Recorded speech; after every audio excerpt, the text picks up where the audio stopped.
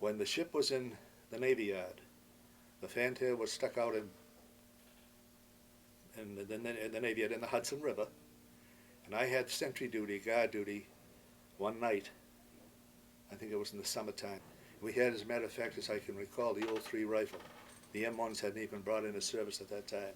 And as you know, you put the 5 rounds into the rifle after you open the bolt, and with your left hand push the top down, so they're all, before you close the bolt again, they were all out of the way. The sergeant of the guard came up to me one evening when they were having a movie on the fantail of the ship. All officers, full dress, admirals, everything. I'm down the bottom of the gangway, and the sergeant guy came up. I made that mistake. I didn't get that round down far enough.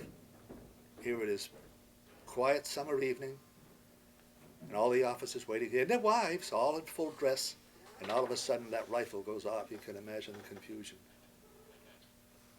I would imagine, I don't know who the skipper was. I thought, then again, it was Husfeld. And where I had been so close to him, I was hoping, or at least I took it for granted, somebody had to save my butt. And it must have been him. Said, no, don't. It must have laughed, in a way laughed it off, I suppose, and tried to make a joke out of it. But it's a miracle somebody wasn't killed.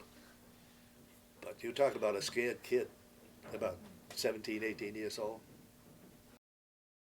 I was sitting down in there, cleaning a rifle or something. The rifle's on a rack then. I don't know how they have them here now. And they all fell off when the ship was hit. And I was sitting down below, and I had to get back up the stairs and up onto the main deck. And when I got up there, one of the Navy people was sitting there with headphones in. And when the ship hit, the explosion was so loud that it knocked him. I don't know where the hell he went.